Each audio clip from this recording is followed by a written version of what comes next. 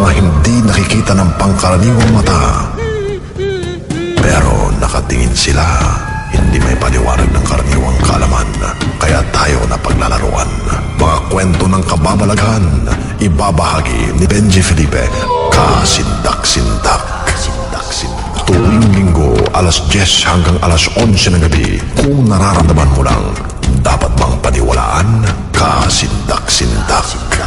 Sa Radyo 5, 92.3 News FM. Transmitting live from our brand new studios at TV5 Media Center in Reliance, Mandaluyong. By land, by sea, and on air. Mula sa pinakabaksyong newsroom sa buong bansa. 25,000 watts. Radyo 5, 92.3 News FM. Iwanan mo na ang lumang tunog ng AM. Hindi nakikita ng pangkaraniwang mata, hindi may paliwanag ng pangkaraniwang kaalaman. Nararamdaman mo lang, dapat bang paniwalaan? Magdasal na kayo. Papasok na tayo sa marim-marim na mundo. Kasama si Benji Felipe, Kasindak-Sindak, sa Radyo 5, 92.3 News FM.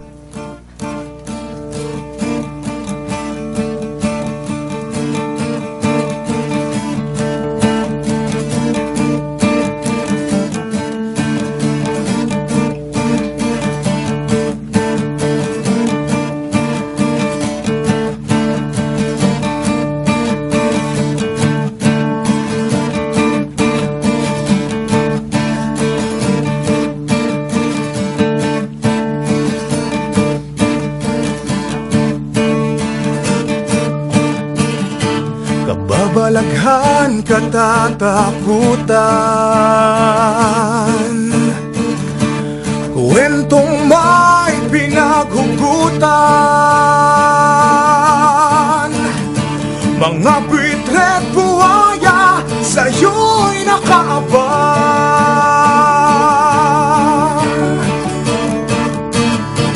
Huwag matakot sa patay, matakot sa buhay. Kampo ng kadiliman, nasa paligid lamang. Kapilugan ng buwan, sa kalaliman ng gabi. Balot ng takot, kasindak-sindak. Takbo, sigaw, ayan sa likod mo na. Takbo, sigaw, ayan sa likod mo na.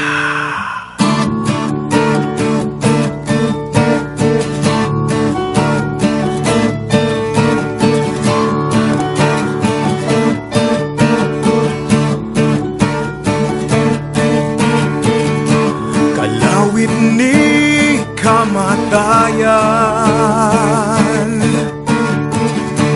sa iyo'y nakauman. Sunugin sa impyerno mga makasalanan.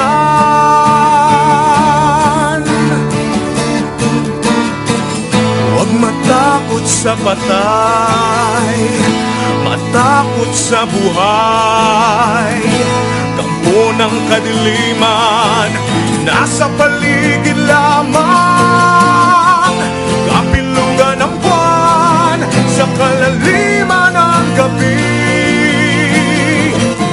Balot ng takot, kasindak-sindak. Kapilugan ng buwan, sa kalaliman ng gabi.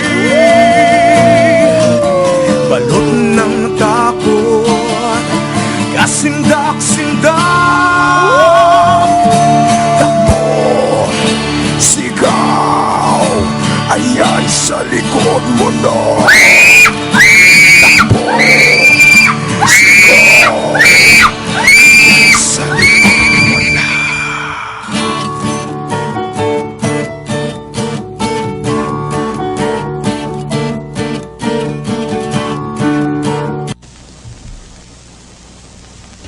La la la la la la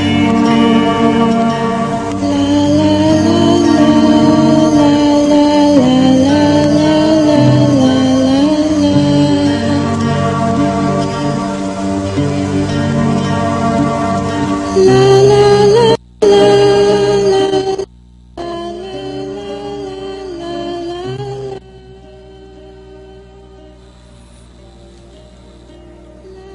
Linggo na naman ng gabi at tayo'y namulat na sa hiwaga ng dako paroon. Malakas na ang ating loob sa pagtuklas sa mga kababalagang ating nararanasan. Kaya higit nating unawain ngayon ang lalim pa ng mga misteryo mula sa sarili nating mundo hanggang sa pinakamalawak na kayang marating ng ating guni-guni. Sama-sama lang tayo. Linggo-linggo sa nag-iisang paranormal radio show, ang Kasindak. Sindak. Kasama ang inyong lingkod, si Benji Felipe at si Derek Cacho sa paghahatid ng kwento at pagsagot sa mga tanong ninyo tungkol sa panaginip at kababalaghan.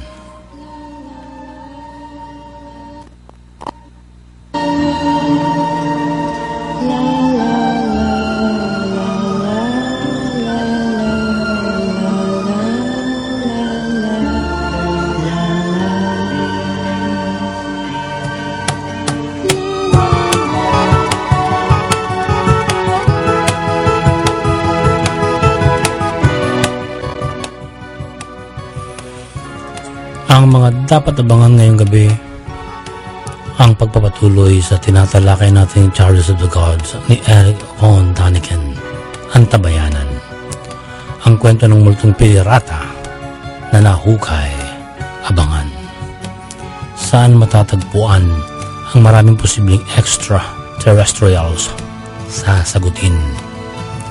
Ang ikalimat huling kabanata sa kasindak-sindak na kasaysayan ni Hermano Puli, ilalahad. Ang upuan sa eskwelahan na may misteryong taglay. Ikasisindak ninyo ang kwentong ito. Ang isa pang lihim na armas ng US laban sa Russia noong Cold War, ibinulgar. Pahayag ng European Space Agency, titira na talaga ang tao sa lunar space. Iuulat. Ipinangako ni Hillary Clinton na ilalabas niya ang totoo sa UFO at Area 51 kapag siyang naging susunod na Pangulo ng Estados Unidos. Tatalakayin.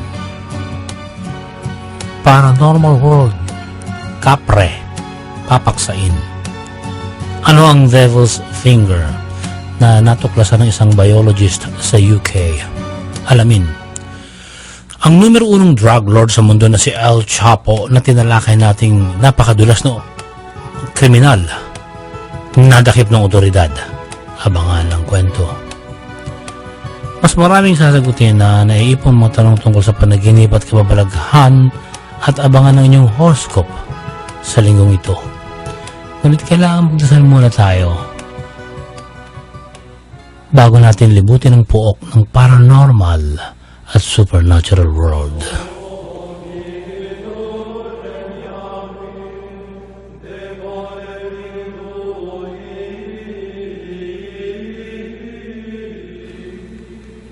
Dakilang Diyos, magabayan niyo po kami at ipadama na kailangan may hawak ng aming mga buhay.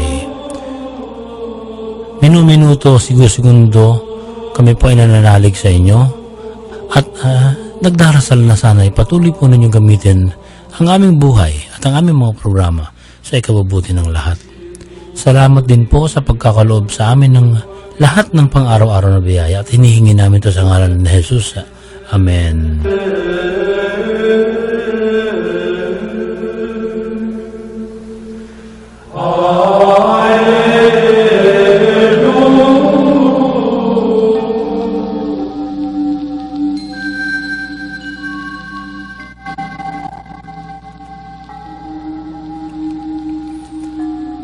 Ang ikasyam na kabanata sa Chariots of the Gods ni Erich von Däniken. Ang mga misteryo sa lugar sa Amerika. Naniniwala si Erich von Däniken na ang Greek at Roman gods ay may pinanggalingan sa nakaraan at binaybay niya ang iba't ibang kultura para hanapin ang sagot sa misteryong ito. Sinabi niya sa kagubatan ng Guatemala at Yucatan, ang mga nagibang mga muog at gusali ay kahawig sa mga nakitang sinuunang muog at gusali sa Ehipto. Ang pyramid na nakita sa Cholula ay mas malaki pa kaysa sa Pyramid of Cheops. Maging ang pyramid sa Teotihuacan sa Mexico City ay malawak ang nasasakop na lupa at ang kanilang salansan ay nakasusog sa mga bituin. Sinasabi sa mga lumang teksto na nakuha sa Teotihuacan na ang mga Diyos ay nagkikita-kita at pinangunahan ng pagpupulong sa mga tao. Naganap ito sa panahong wala pang nabubuhay na Homo sapiens. Sino ang mga taong yun? Ang kalendaryo ng Maya ang pinakatumpak sa buong mundo at napatunayan sa panahon natin na lahat ng istruktura sa Itzá, Tikal, Copan at Palenque ay itinayo alinsunod sa kalendaryo ng Mayan. Alam niyo ba na itinayo ng mga Maya ang piramid at mga templo kahit hindi naman nila ito kailangan dahil ito ang ipinag-uutos sa kalendaryong hawak nila na kailangan magdagdag sila ng mga baitang sa gusali at ito ay kinakailangang makumpleto sa loob ng 52 years. Kaya ang bawat bato sa piramid at templo ay may kinalaman sa kalendaryo at ang bawat gusali ay tumutugma ng eksakto sa astronomiya. May isang pangyayaring kamangha-mangha noong AD 600. Biglaan na lamang at walang karason-rason na ang lahat ng mga Mayan ay nangawala at iniwan nila ang napakagandang syudad na pinaghirapan nila ng lubos upang maitayo at maitatag. Nakatiwangwang ang may yamang templo, nangungulila ang mga puno ng sining at ang mga piramid. Malungkot ang mga estatwa at nakabibingi ang katahimikan sa malawak nilang stadiums hanggang sa nilamon ang kanilang mga kalsada at mga gusali ng puno't halaman. Nawasak ang kanilang mga kinamadang trabaho at lahat ay unti-unting nauwi sa mga malalawak na guho. Nangyari ito na hindi rin bumalik kailanman ang mga nakatirang Mayans. Ang mga haka-haka namang lumilitaw. Ang Mayans daw ay tinaboy ng mga mananakop na dayuhan. Sino naman ang mga dayuhan na ito para talunin ng mga Mayan na nasa rurok ng kanilang matatag na sibilisasyon at kultura noon? Ni walang naiwang anumang bakas na mayroong digmaang naganap sa kanilang lugar. Ang pangalawang haka-haka ay sabay-sabay nilang nilisan ang kanilang mayamang syudad dahil nagkaroon ng tinatawag na pagbabago ng klima. Ngunit walang anumang napatunayan ang pananaliksik ng siyensya na nagkaroon ng climate change noon sa kanila. Kung totoo mang nagkaroon ng malaking dilubyo, paano nila matatakasan ang kanilang kaharian na sumusukat lamang ng 220 miles? Masyadong mahirap paniwalaan na ang mga Mayan ay tinamaan ng pagdapo ng isang epidemya. Wala kasing anumang pruwebang nakita sa ganitong teorya. Kung sakali mang nagkaroon ng digmaan sa pagitan ng matatanda kontra sa mga batang Mayan, dapat ang nanaig ay nanatili. At ang mga nabuhay na talunan lang ang siyang nagsipag-alis. Sa maraming paghuhukay ng mga archaeologists ngayon, wala ni isang buto ng Maya ang nakita. Ang lahat ng tao ay bigla na lang nag-alisan at iniwan ang kayamanan at ang kanilang syudad para lamunin lang ng gubat. Pinahintulutan daw natin si Daniken na magkaroon ng sarili niyang paliwanag batay sa kanyang totoong paniniwala. Sabi niya sa sinuunang panahon ng mga Mayan ay dinalaw ng mga tinatawag nilang Diyos. Ngunit ito ay ang mga space travelers. Ang naging pari ng Mayan ay mahigpit na binabantayan ang kanilang tradisyon na natutunan sapagkat ang mga Diyos na nangakong babalik sa kanila ay nagbalikan. Bago pa nagbalik ang kanilang Diyos, itinatag na nila ang isang rehiyon na tinawag nilang Kukulkan. Ito ay tumutukoy sa may pakpak na ahas.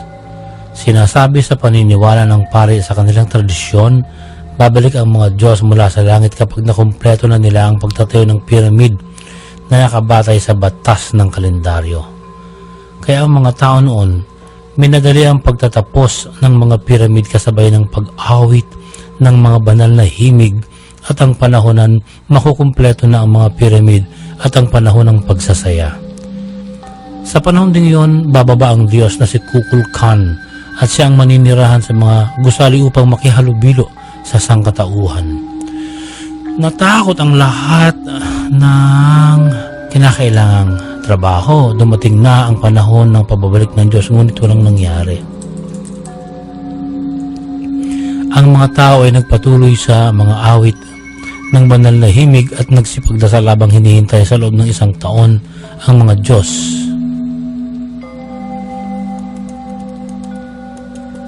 Sa kanilang pagdarasal ay nag-alay sila ng mga alahas, alipin, langis at mais. Wala pa rin naganap. Naging bingi ang langit. Walang sasakyang mula sa malayong planeta ang dumating. Wala silang anumang nakitang bumalik na Diyos. Kung ganito ang nangyari, labis-labis ang kabiguang madarama nila noong panahong yon. Ang lahat ng kanilang pinaghirapan ay wala pang saysay. At maaaring itanong sa sarili, nagkamali ba sila sa kalkulasyon sa kanilang kalendaryo? Ang kanila bang Diyos ay sa ibang lugar napadpad pagbalik?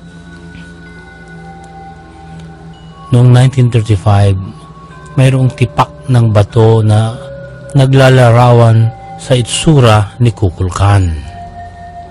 Ang bato ay natagpuan sa palengke. Sa pagmamasid ni Eric von Daniken sa nakaukit sa bato na larawan, ito ay isang paliwanag at patunay sa kanyang mga paniniwala. At kahit daw hindi naniniwala sa kanya, mapapaisip. Ang imahe na nakaukit sa bato ay isang tao na ang katawan ay nakadukwang na parang nakaupo sa motorsiklo.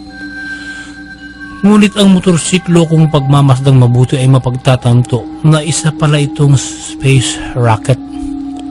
Meron parang makina sa ulihan at usok na bumubuga.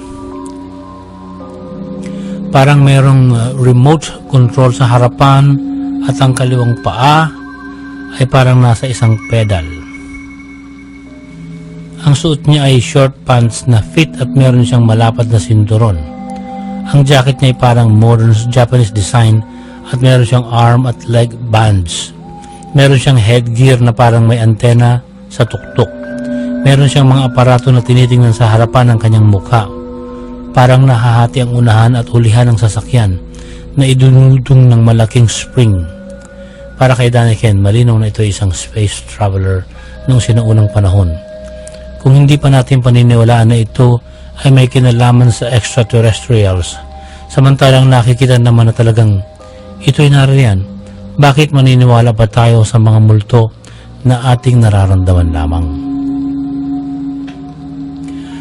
Balikan natin ang usapan tungkol sa Mayans. Bakit sila nagtayo ng mga pinakamatandang siyudad sa gitna ng gubat?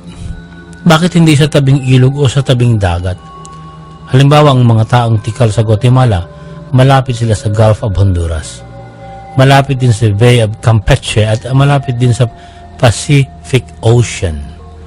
Ang mga Mayans ay sanay sa dagat kung pag-aaralan ng kanilang inipong gamit na gawa sa coral, mussels at shellfish.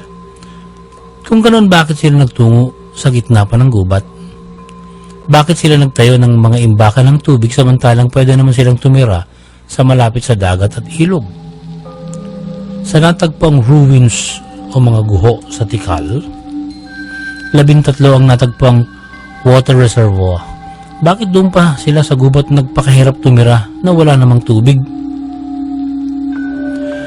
Naglakbay silang muli at nakakita sila ng bagong gubat sa norte at muli na naman silang nagtayo ng gusali doon bilang templo. Ang mga itinayo nilang mga bagong gusali ay may kaugnayan pa rin sa kanilang kalendaryo.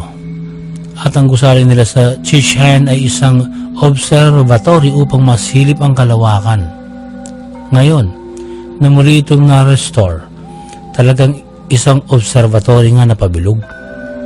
Sa gabi makikita ang mga bituin. Sa dingding ng itinayong observatory sa Chichen, mayroong mga imahe ng tao na may pakpak. Paano nalaman ng mga Mayan na mayroong Uranus at Neptune? Bakit hindi nakatutok ang observatory sa Sitchin sa brightest stars?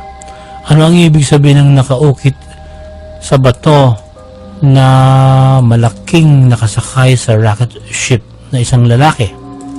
Ano ang kahulugan ng Mayan calendar na tumutukoy sa 400 million years? Saan nila nakuha ang katalinuhan upang makakalkula ng solar at Venusian years? Sino ang nagturo sa kanila ng malalim na kaalaman sa astronomiya? Ito bang lahat ng ito ay nagkataon lang o ang lahat ng mga bagay na ito ay sama-samang itinuro sa kanila upang mahulaan nila ang mga paparating na mensahe sa kinabukasan? Sa panahon natin, hindi na tayo dapat makontento sa salitang imposible. Kailangan nating hanapin ang sagot. May isa pang kwento si Daniken tungkol sa sagradong balon tungkol sa Sitchin at Itza. Sa mahabang balon na ito na mabaho na puno ng putik, naghukay si Edward Herbert Thompson. Ang nakuha niya hindi lamang mga alahas at mga kasangkapan na artistik kundi kalansay ng kabataan.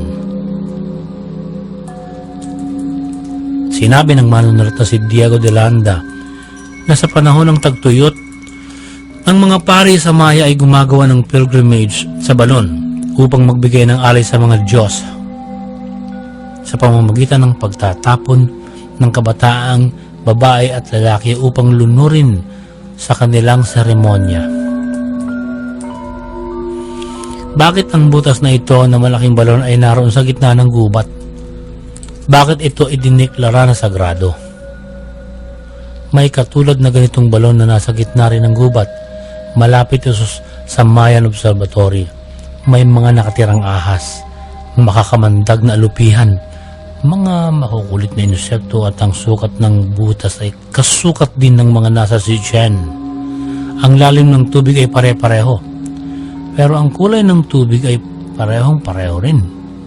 Pati ang edad ng pagkakagawa ay parehong-pareho. Ngunit kung pag-aaralan ng uka na ito ay likha pala ng isang impact ng meteorites. Malapit ito sa pinakamalaking pyramid na pag-aari ng Diyos na si Kukulkan. Ang ahas ay simbolo ng lahat ng mga gusali ng Mayan. Nakapagtataka na bakit iniisip ng mga Mayan na ang ahas ay nakalilipad batay sa mga sinaunang imahe na makikita. Bakit nila sinasamba ang ahas na parang Diyos? Samantalang sa pananaw ng tao sa kasalukuyan, isinumpa ang ahas upang gumapang. Bakit ito nakalilipad para sa mga Mayan? Si Kukulkan ay katulad din ng Diyos na si Quetzalcoatl at sinasabi sa alamat ng Maya na si Quetzalcoatl ay nagmula sa hindi alam na lugar kung saan sumisikat ang araw. Nang siya ay unang lumitaw, nakasuot siya ng puting kapa at meron siyang balbas. Tinuruan niya ang mga tao tungkol sa agham, sining at kaugalian at nag-iwan siya ng mga batas na makatuwiran at makabuluhan. Sa kanyang panahon, ang mga iniwan niyang buto ng mais na tumutubo ay lumalaki na kasinlaki ng tao at ang mga bulak na pananim noon ay may mga kulay. Nung tapos na ang misyon ni Quetzalcoatl, nagpunta siya sa dagat, sumakay sa isang barko at lumipad papunta sa bituin. Bago siya tuluyang umalis, nangako siya na siya'y muling babalik. Sa sinuunang mga kwento, ang Quetzalcoatl na ito ay sinasabing ang mas una pang bersyon ni Jesus Christ. Ngunit hindi naniniwala si Daniken na si Quetzalcoatl ay si Jesus Christ. Sa panahon ng Maya na dumating si Quetzalcoatl, meron siyang kaalaman tungkol sa gulong upang gamitin sa sasakyan ng tao at ng mga mabibigat na bagay. Dumating siya at ang misyon ay maging manggagamot, magbigay ng mga batas at magbigay ng payo sa lahat ng aspeto ng buhay. Siya rin ang nagturo sa mga Mayan kung paano magkaroon ng kariton na may gulong. Pero hindi gumamit ang mga Maya ng ganito. Noong 1900, Ang diver sa Greek ay nakakita ng mga sasakyan na mayroong estatwa sa ilalim ng dagat. Ang estatwa ay gawa sa marmol at tanso. Ang lumubog na barko kung saan nakuha ang estatwa ay sa panahon ni Jesus Christ nangyari. Nung nilinis na ang lahat ng mga bagay na nagamit, may isang piraso ng tanso na may mga nakasulat na inscriptions. Nang pinag-aralang mabuti ang inscription, may kinalaman ito sa astronomy. Nang nilinis ang lahat ng mga pira-pirasong bagay at muling binuo, nakabuo ng isang regular machine na mayroong scales at may dials at may mga metal plates na may mga nakasulat din. Meron itong mahigit 20 maliliit na gulong na kung ikukumpara sa panahon natin, ito yung mga bilog sa piyesa ng kambyo ng kotse. Tinawag nila itong machine from Antikythera. Merong karayom sa isang bahagi na kapag bibilisan ang takbo ng sasakyan, ituturo niya kung ano ang speed. Magdududa pa ba tayo na merong ganitong klaseng sasakyan sa panahon ni Jesus Christ? Komplikado ang pagkakagawa ng sasakyan ito, ngunit sinasabi ng iba na ito ay calculating machine at hindi sasakyan. Ginagamit ito upang makita ang paggalaw ng buwan at ng araw pati na ang pagkilos ng iba pang planeta. Kaya ang tanong, sino ang gumawa ng makinang ito? Sa panahon ni Jesus Christ, pinaniniwalaan na ang lahat na hindi umiinog ang mundo kahit ang mga Chinese at Arabic astronomers ay hindi alam ang bagay na ito. Si Galileo na ipinanganak 1,500 years pagkatapos ng panahon ni Jesus ang nakatuklas ng pag-inog ng mundo sa araw. Ngunit wala pa si Galileo, alam na ng mga taga Antikythera dahil merong makinang ginagamit noon. Ang makinang ito na muling binuo ay makikita sa Athens, Greece National Archaeological Museum. Ano pa ba ang mga bagay na magsasabing meron pa talagang nilalang na bumisita sa atin 10,000 taon na ang nakararaan? Sa South America ay may mga drawing ng hayop na camel at leon, pero 10,000 years ago, wala pang ganitong hayop. Sa Turkestan, may istruktura na gawa sa salamin. Hindi may paliwanag ng mga archaeologists kung saan ito nanggaling. Merong lumang-lumang na hukay na bayan sa Death Valley sa Nevada Desert. May mga palatandaan na ang mga bato sa lugar ay nalusaw at hindi ito kayang lusawin ng pagsabog lang ng isang bulkan. Sa panahon natin, ang laser beam lang ang pwedeng makalusaw ng ganoon dahil sa napakataas na uri ng temperatura na kailangan. At kaduda-duda kung bakit hanggang ngayon ay walang tumutubong damo sa lugar. Indikasyon kaya ito na merong nuclear weapon na sumabog kaya may radiation pa rin doon. Sa Lebanon, merong Hadhar el-Guble, isang uri ng bato na ang timbang ay 2 million pounds. Ito ay isang batong inayos at pinaganda pero hindi kayang gawin ng tao dahil hindi niya ito mabubuhat. May mga nakamarka sa bato na hindi maipaliwanag. May mga teksto na natagpuan sa Chaldea. May mga plake na gawa sa ginto na ang hugis ay mga Diyos mula sa langit na may ibinibigay sa mga pare. Sa Australia, France, India, Lebanon, South Africa at Chile, may mga kakaibang uri ng itim na bato na mayaman sa mineral na aluminum at beryllium. Napatunayan sa pag-aaral ng mga batong ito kaya maiitim ay tinamaan ng radioactive bombardment mula sa kung anumang bagay na napakataas na uri ng temperatura at taglay ay ito'y naganap sa sinaunang panahon pa. Sa Sumerian cuneiform tablet ay nagpapakita ng mga araw at mga planeta.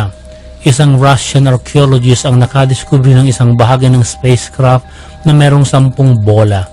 May nakita rin ng Russians na maliit na tanso na estatwa na ang itsura ay humanoid na mayroong suot na helmet, may sapatos, mayroong gloves na lahat ay nakatali sa kanyang kasuotan. Sa British Museum, nababasa ang nakaraan at ang kinabukasan ng buwan dahil nakasulat ito sa Babylonian tablet. May nadiskubre sa capital of China province na Yunnan na isang cylindrical rocket machine sa Kamning, China. Ang mga nakaukit doon ay pyramid at ito ay nakita sa ilalim ng lawa sa Kamning. Bakit natatakot ang lahat na tuklasin ang mga bagay na ito? Dahil kaya kapag mayroong bagong kaalaman na nabubuo, lalayo ang damdamin ng tao sa mga paniniwala na ipinamana at itinuro sa kanila ng komunidad, institusyon at simbahan. Ngunit sa araw-araw na nagbabago ang panahon at tumataas ang uri ng teknolohiya, marami rin ang natutuklasan sa buong mundo at sa kalawakan. Kaya dapat ang mga scholars sa ngayon ay sumisilip sa nakaraan upang mapag-ugnay ang nangyayari sa kasalukuyan bago pa man tayo lumipad sa kalawakan at maghanap ng ibang nilalang o planetang matitirhan. Sa susunod na linggo po, ano ba ang karanasan ng ating mundo sa kanyang espasyo sa kalawakan? Abangan ang patuloy na pag-uulat ukol sa aklat ni Eric Von Daniken na Chariots of the Gods.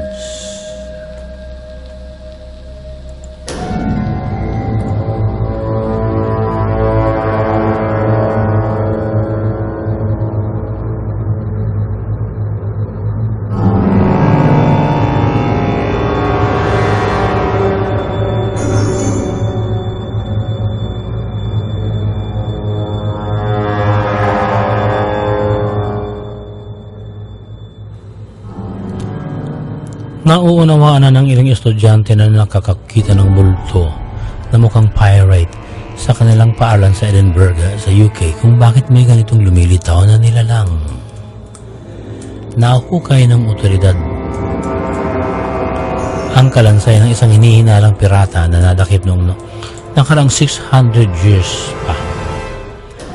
Ito ay pinarusahan at matapos patayin ay ginamit na panakot para wag na siyang pamarisan ng mga tao noon. Nadiskubre sa ilalim ng Victoria Primary School at ayon sa archaeologists sa unang pag-aaral nila, inakala na ito ay isang individual na nabuhay ng Bronze Age. Hanggang lumitaw na sa higit pang pag-aaral, ang kalansay pala ay nagmula sa 16th century na binitay sa New Haven Dockyards. Umiidad dito ng 50 anyos at nang bitayan ay ginawang pan-display ang bangkay para katakutan ang pamimirata ng panahon yon. Kaya ngayon ay excited ang mga bata sa halip na matakot kasi pag-aaralan naman nila kung paano ba napatutunayan ang edad ng mga buto ng nahuhukay na tao. Silipin po ang itsura ng kalansay na nahukay sa ating kasindak-sindak Facebook page mamaya.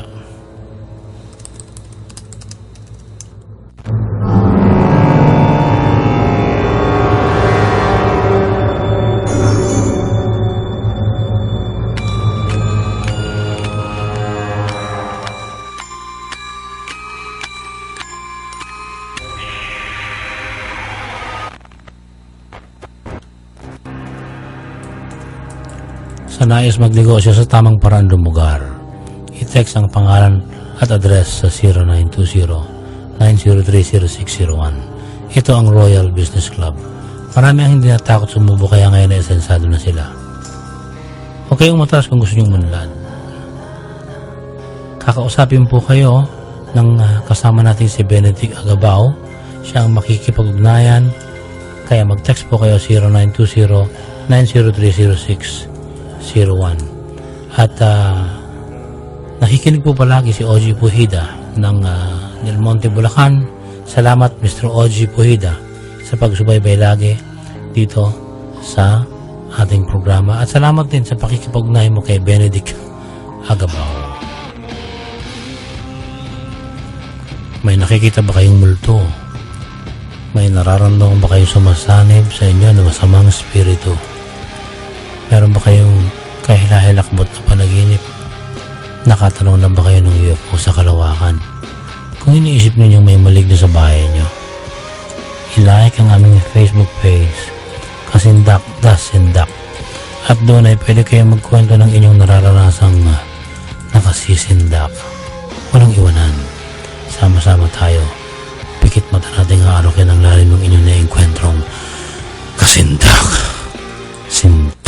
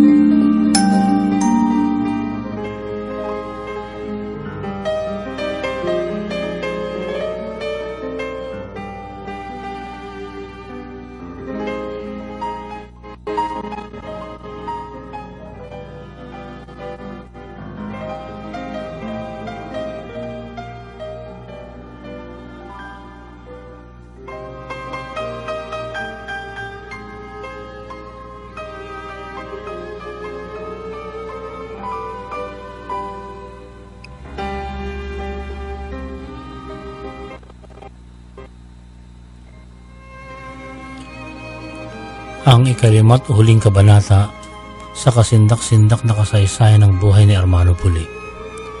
Noong Nobyembre 1, 1841, araw ng mga santo, sinalakay ng mga tauhan ni Gobernador General Oraa ang kuta ng kofradiya ni Hermano Puli sa bundok Banahaw. Nagapi ang samahan, ngunit hindi napatay sa digmaan si Puli, kasama ng ilang matitikas na tauhan na nabuhay. Tumakas sila.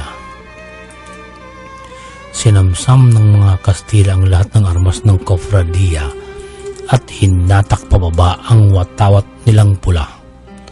Ang 500 Pilipino na sumuko na ay minasakir pang lahat, kabilang ang kababaihan at mga bata na naipit lamang sa labanan. Binitbit para ikulong ng mga Kastila ang kababaihan at kabataang nabuhay na bumibilang ng 300. Nagtago si Hermano Puli sa ibang sariyaya pero patuloy siyang tinutugis ng mga Kastila. Kaya noong Nobyembre 2, 1941, araw ng mga patay, natuntun ang pinuno at tagapagtatag ng kofradiya. Ipinaglaban siya ng kanyang mga tauhan pero nabigo sila sa rami ng mga sundalong Kastilang lumusob. Dinakip ng buhay si Hermano Puli. Nilitis siya kunwari at ang ilang kasamahang nadagip pero hindi sila pinakakain. Hindi nagpatinag si Hermano Puli. Sa gitna ng kalupitang ganito'y nagpakatatag siya. Hinarap niya ang court martial sa Tayabas, Quezon hanggang sa hinatulan sila ng pagtataksil sa pamahalang Kastila at ipinataw ang parusang kamatayan. Noong November 4, 1841, sa plaza ng Tayabas, pinatay ang mga kasama ni Hermano Puli sa pamamagitan ng firing squad. Pagkatapos ay siya naman ang pinatay sa kapinugutan ng ulo.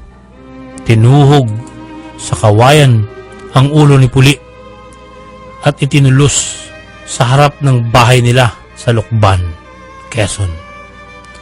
Ang kanyang katawan ay hinati sa 4. Ang bawat isa ay isinabit sa 4 na boundary sa mga lugar na papasok sa Lukban. May nakasulat na huwag siyang tutularan sa pagpapakalat ng kalayaan sa pananampalataya. Pinatay nila si Puli at ang mga kasapi ng kofradiya. pero mahabang panahon pa rin nabuhay sa diwa ng mga Indyong tinatawag nila na may isang bayaning Pilipino na ipinaglaban ng karapatan ng bawat nilalang sa ngalan ng poong may kapal. Sa ating panahon na lamang tuluyang namatay ang alaala ng kabayanihan ni Hermano Puli na ipinaglaban ang ating karapatan sa ngalan ng Diyos.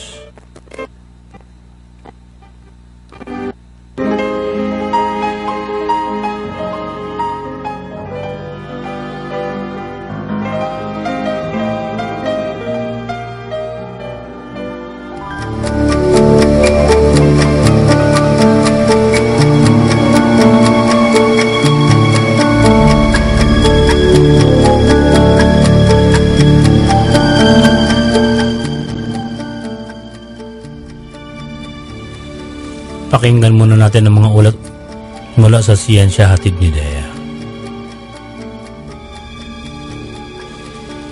Sabi ng mga siyentipiko, ang globular clusters ang lugar sa kalawakan na posibleng may makita tayo na extraterrestrial civilizations. Habang magkakatotoo na raw ang misyon na marating ng tao ang planetang Mars sa malapit na ring panahon, ibang usapin pa rin daw kung makakapagpadala ng tao ang ating planeta sa labas ng ating solar system. Sa bilis na katumbas ng speed of light, ang explorers natin ay umasa raw na mahabang panahon din ang gagawing paglalakbay na ganito. Masusumpungan din natin ang isang habitable planet. May mga bahagi raw ng kalawakan na magkakalapit naman ang mga pangyayari sa paligid. Ito ang globular clusters na medyo puno na rehiyon sa kalawakan na tinatansyang may million stars na 100 light years away lang ang pagitan mula sa isa't isa. Sabi ng nangungunang author na si Rosanne DeStefano mula sa Harvard's Smithsonian Center for Astrophysics, a globular cluster might be the first place in which intelligent life is identified in our galaxy. Kung magsisend daw tayo ng broadcast sa ngayon sa pagitan ng mga stars na ito, ay mas mabilis pa kumpara noong 18th century na nagpapadala ng sulat mula US papunta sa Europa at kay bagal. Ang hinuha nga ni Rosanne, madaling isipin na may sibilisasyon sa magkakalapit na mundo dahil mas mabilis ang uri ng kanilang komunikasyon. Gusto niyo bang makita ang itsura ng globular cluster? Ipopost ko po mamaya sa Kasindak-Sindak Facebook page para masilip ninyo. Samantala, gaano katindi ang naganap na Cold War sa pagitan ng Amerika at Russia noong dekada 60 hanggang 80? Naibulgar ang isa sa plano ng United States na pag-espiya sa Russia gamit ang isang makabagong teknolohiya. Isang dokumento ang ipinakita na sa wakas sa ginanap na exhibit sa National Museum of the U.S. Air Force sa Ohio na nagsasabing may secret military project sila noon na tinawag na Manned Orbiting Laboratory o MOL. Paiikutin sana nila ito sa ibabaw ng Soviet Union na hindi namamalayan. Taglay ng laboratorio ang isang super powerful camera system sa Project Dorian. Kaya nitong kunan ng buong USSR at masisilip kung ano ang mga nangyayari sa kalabang bansa ng Amerika. Meron ding electronic intelligence gathering equipment at ilang tools ang Amerika na kayang sumiyasat o lumambat ng satellites ng kalaban nilang bansa. At sa loob ng 6 na taon ay nagsanay ang United States ng 17 astronauts para sa misyon nilang ito noon, hindi natuloy. Sila ang tatangan sana sa na-develop na new rocket and launch site sa Vandenberg Air Force Base sa California. Sinabi ni James Outson, is ang historian at researcher, hindi talaga na itatago ang kasindak-sindak na bahagi ng kasaysayan ng tao. Panoorin po ang ginawa nilang plano kung paano mag-espiya sana sa Russia. I-upload natin yan mamaya sa Kasindak-Sindak Facebook page. Buo ang paniniwala ng European Space Agency na ang tao talaga ay magagawa ng manirahan sa lunar surface sa susunod na 14 na taon. Planetang Mars ang susunod na target ng tao na puntahan at pwedeng tirahan.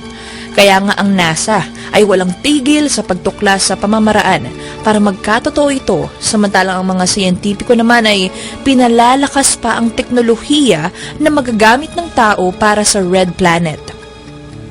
Bukod sa Mars, ang buwan ay lalagyan na rin ng headquarters para madaling makapag-aral at mag-eksperimento ang mga siyentipiko kung paano ba mabuhay sa ibang mundo bukod nga dito sa ating planetang Earth. Ngayon ay gagawa muna ang European Space Agency ng robotics at 3D printing na isi-set up sa surface ng moon sa taong 2030. Ang base na ito sa buwan ay kayang tirhan ng 4 daw na astronauts. May video na ipapakita kami tungkol sa planong ito at subaybayan po sa Kasindak-Sindak Facebook page. Samantala nangangako si US Presidential Candidate Hillary Clinton na siya talaga ang magbubulgar ng mga bagay na may kinalaman sa UFO na itinatago raw ng pilit ng US government at Central Intelligence Agency o CIA kapag siya ay naluklok bilang Pangulo ng Amerika. Inusisa kasi si Hillary Clinton tungkol sa pahayag ng asawa niya at dating Pangulo ng US na si Bill Clinton na nagsabing hindi kataka-taka ang kung isang araw nga ay may bibisita talaga sa atin na extraterrestrials. Ang sagot pa nga ni Hillary, baka nga binisita na tayo ng mga ET pero hindi lang natin matiyak. Nangako rin si Hillary sa reporter na kumausap sa kanya na magkasama silang magbubulgar ng tungkol sa pinag-uusapang Area 51. Ito ang lugar na marami ang kwento ng kababalaghan at mga supernatural phenomena. Nanghihinayang nga raw ang kausap ni Hillary na reporter kung bakit hindi man lang niya nahikayat si President Barack Obama na ibulgar na rin kung ano yung laman. Kung ano ba yung laman ng classified UFO files ay tinatago ng US. Ano ba ang tinatawag na devil's fingers? Ito ang tinatawag rin sa science na octopus stinkhorn na mukhang alien talaga ang itsura pero fungus ito. Nagulantang lamang si Dan Horry na isang ecologist nang bumisita siya sa New Forest National Park sa Hampshire, England. Nilapitan niya ang isang parang itlog na korteng kabute. No? Bigla itong bumuka at may kamay ng demonyong lumitaw. Mabaho ang amoy at ang galamay ay tila naghahanap ng hangin. Sabi ng biologist na si Dan Horry, ito raw ay isang uri ng fungus na madalas makita noon sa Australia. Pero nadala ang binhi nito sa Inglaterra, kaya doon ay dumami rin ang tubo taong 1940. Devil's finger ang tawag ng mga taga-UK dahil sa itsura nito. May picture kami nito na ipopost sa Kasindak-Sindak Facebook page. Silipin mamaya.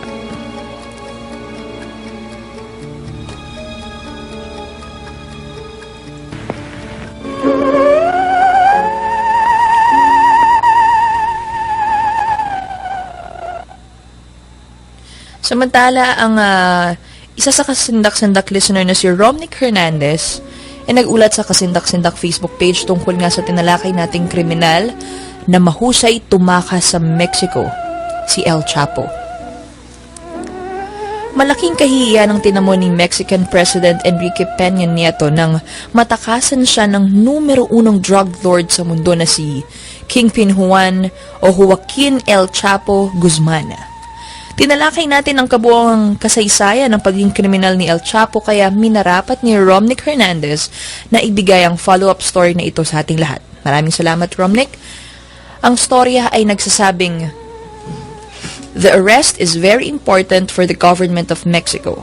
It shows that the public can have confidence in its institutions." Yan ang sabi ni President Peña Nieto nitong Biyernes lamang.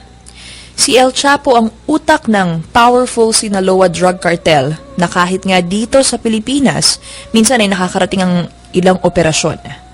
Nakatakas siya sa maximum security prison sa Mexico na dumaan sa isang sophisticated tunnel dahil may sabwatan ang mga prison officer.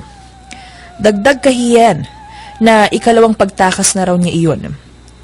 Nahaharap si El Chapo sa 7 criminal indictments sa maraming states sa Amerika dahil sa conspiracy to commit murder, kidnapping, money laundering at drug distribution. Halos lahat ng kontinente ay sangkot si El Chapo sa drug trafficking, partikular na ang cocaine.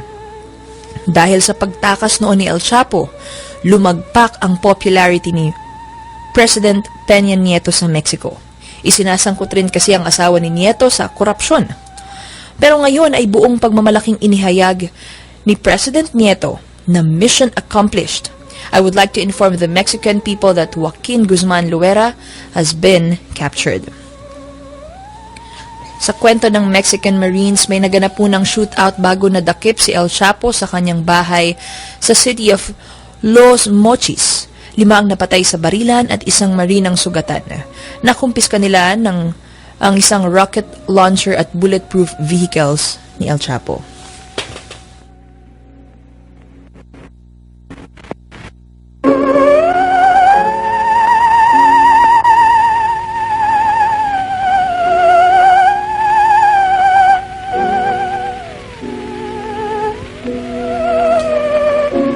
Narito ang ilang mga tanong tungkol sa panaginip at kababalagan na ating bibigyan daan.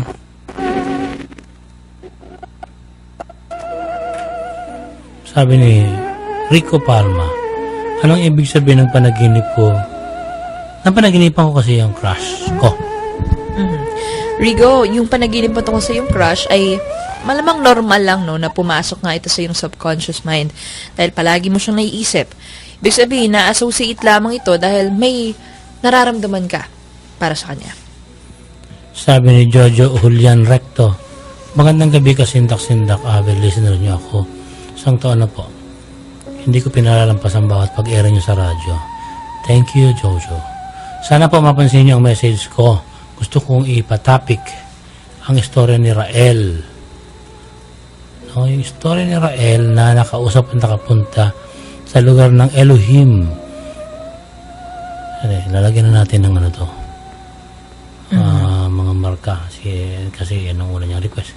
Ikalawang request niya, yung Temple Oriente. Kasi po siya ang nangunguna sa Top Secret Society.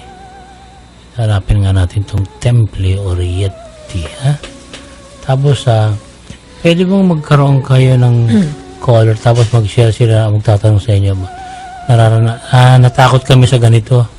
Kasi meron kami dating caller na nag-hysteria bigla. Nakaka-alarma ito. Mapapagalitan kami ng management. At baka yung mga nakikinig na may sakit sa puso, atakihin. No? Mahirap yung ganito. Hindi ito dapat binubuksan. Kasi ang paranormal po, hindi mo ito problema ng relasyon sa pag-ibig o problema ng relasyon sa pamilya lang. Malalim na mga talakayan at saka may mga bagay na mahirap ipaliwanag. Kung gano'n may mga nag-hysteria, paano natin makokontrol? Hindi natin alam kung nasaan siya, di ba? Kung siya mismo ang mamatay o makapatay siya na tagapakinig, para nagutan natin yun. Dapat ang pagtalakay ng mga paranormal na bagay ay dinadaan natin sa malalim na pag-aaral. Hindi namin mapagbibigyan ng ganitong kahilingan ni Jojo Recto. Si Geno Infantado, Sir Benji Mamdea, anong ibig sabihin ng isang malaking asul na barkong nakalutang sa himpapawid na nakita ko po sa aking panaginip? Maraming salamat at more power. Okay. Yung panaginip mo, Geno, ay sumisimbolo sa hirap at pagod na yung dinaranas sa trabaho o malamang sa eskwela. Maaari ring magrepresenta ito sa isang major emotional issue na kailangan mong harapin upang makaalpas ka nga sa mga problemang yan sa iyong waking life. Sabi ni Nico Joshua Spirito, Sir Benji, meron sana akong ipapakitang video. Ito yung aming aso kapag nagpapatugtog kami ng Faithful Love tuwing kumakanta o sinasabayan niyo yung kanta. Kasi yung aming lolo na pumanaw, mahilig siya sa aso. Anong paliwanag ninyo? Alam mo, yung Faithful Love na sinasabi mo, meron diyang instrumentong matining. Siguro yung aso, naaapektuhan yung emosyon niya doon sa tugtog na yon. So, Kaya napapasayaw siya o siya yung nagiging interesado, natatawag yung pansin niya. Hindi kailangang mayroong kaluluwa para mangyari yun sa isang aso. Si Fruenzo Legaspi, good evening. Ask ko lang po kung gaano katotoo na sinasabi kapag naligaw ka, kailangan mong balik ta rin yung suot mo para hindi ka na maligaw at makarating ka doon sa papupuntahan. Madalas sabihin niya sa akin nung lola ko nung ako maliit pat na bubuhay pa siya sa probinsya namin sa Bicol, pero wala naman itong scientific basis. Wala rin kaming napag-aaralan sa paranormal world na pag naligaw ka ay kailangan mong baliktaran ng suot mong damit para matuntun mo ang pinanggalingan mo. Kahit hindi po kayo magbaliktad ng damit, basta't magtanong kayo sa mga tao makikita nyo ron, maituturo sa inyo yung tamang daan pabalik. Sinabi rin ni Ferwensan, katanong siya tungkol sa kanyang panaginip. Nasa palasyo daw po ako, tapos bigla na lang nakabitin ang leeg ko sa may kisame at unti-unti po kong bumaba. Habang may nakatali sa aking leeg, at pagtingin ko po sa kanan, may kasama po akong lalaki. Ganun din, nakabitin siya. Yung lalaki po ay isang Chinese. Parehas kami ng nakasuot na pang Chinese at color red ito. Pwede po bang pakitopic na rin po yung black hole? Ang sabi daw kasi kapag nakarating ka doon, may isa pa raw pong mundo na katulad sa atin. At pwede rin po pakitopic ang Bermuda Triangle. Ano po kaya ang merong hiwaga na naroon? Yung bang Bermuda Triangle na to, 3 ulit na natin tinalakay ito Baka medyo matatagalan bago ulitin ito. Yung black hole, tinalakay na rin natin sa pag-aaral natin kay Stephen Hawking. No? Anong ibig sabihin ng panaginip? Yung panaginip ni Ferwenza, ibig sabihin nasa kamay mo na yung tagumpay. Ngunit, may mga tao o bagay sa iyong paligid na pumipigil sa iyo na makamit mo nga ito. Maaaring sarili mo rin kasi yung kumokontrol o pumipigil nito Sabi ni Mark Cartagena, Ma'am, sir, paano magkakaroon ng kaliwete? Ano ang mystery ng kaliwete? Walang misteryo ang kaliwete. Hanapin natin ng scientific explanation kung ba't may mga taong kaliwa ang ginagamit na madalas kaysa sa kanilang kanan. Pero may panaginip daw si Mark. Anong ibig sabihin ng panaginip niya na nasa loob siya ng classroom, high school pa lang, tapos umaambon sa labas? May mga kaklase siya na kasama ng 4th year high school. Mark, yung panaginip mo ay nangangulugang may mga naisip kang pang-spiritual na idea na nagmumulat sa iyo sa katotohanan sa iyong waking life. Maaari ring magsimbolo nga ito sa kasaganahan at pagmamahal. Si Sergio, pahabol na rin po, gaano ba paniniwalaan ang gut feel? Sana po masagot nyo kasi matagal na po ako sa inyo nakikinig. Kung hindi po nyo mababasa, pakisagot na lang po. Sergio, mas mabuting paniwalaan natin ang ating gut feeling kasi kutob ito no? Katumbas ito ng ating subconscious mind. Kung mayroong panganib na pupuntahan at nararamdamang wag na lang. Kung mayroong paglalakbay na nag-aagam-agam, ipagpaliban. Kasi walang masama kung uunahin mo ang sarili mong kaligtasan. Sabi ni Isay Kalam, ang ganda ng boses ni Ma'am Dea. Si Sir Benji naman nakakatakot ang boses. Bagay na bagay sa kasindak-sindak na programa. Hindi na po ako natatakot. Mahilig po ako sa horror. Ingat kayo palagi. Salamat. Thank you, Isay. Salamat, Isay. Tanong ko lang anong ibig sabihin po nito. Nakaburol daw po yung lola ko sa may terrace nila. Tapos sinilip namin yung lola ko na gumalaw siya. Umalis ang lola ko at lumayo ako na umiiyak. Bigla pong bumangon sa kanyang kabaong ang lolo ko at umupo dun sa sofa.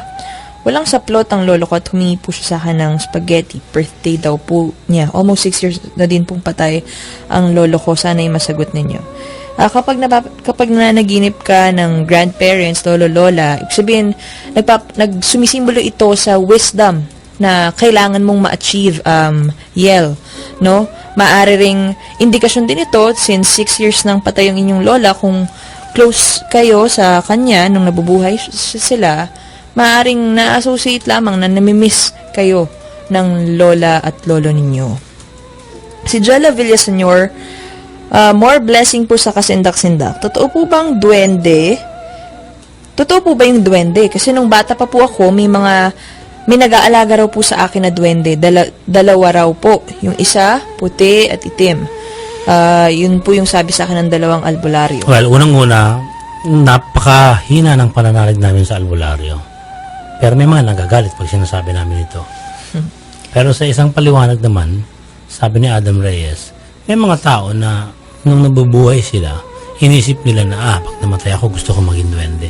Pag namatay ako, gusto ko maging truck. Pag namatay ako, gusto ko maging isang buhaya ako. Pag namatay ako, gusto ko maging isa akong eroplano. Kapag ka namamatay ang taong yun, nagmamanifest yung itsura ng gusto niya sa pagbabalik ng kanyang kaluluwa. Kaya hindi rin imposible, sabi ni Adam, na ang ibang nakikitang duwende ay kaluluwa din ng mga tao na hindi man nila sinasadya, yung imprints na naiiwan, nagmamanifest dahil yun ang ginusto nila at naitatak na yon sa kanilang pagka-being. Ganon ang scientific explanation doon. At samantala, ito po yung bago nating segment na, diba, binibigay natin sa ating mga tagapakinig.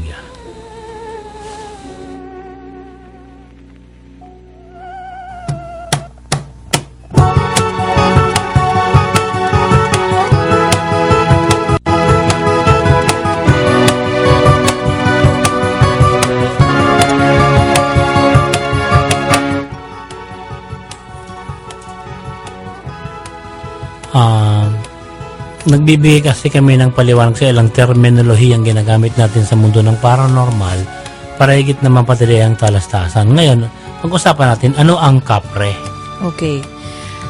Ito yung paranormal word natin tonight. Kapre, mula ito sa guro nating si Adam Reyes. Ang salitang kapre ay nagbuhat sa katagang kafir na derogatory term dahil ginagamit ito bilang paghamak, no, sa mga alipin sa panahong nagdaan sa Sierra Leone, no?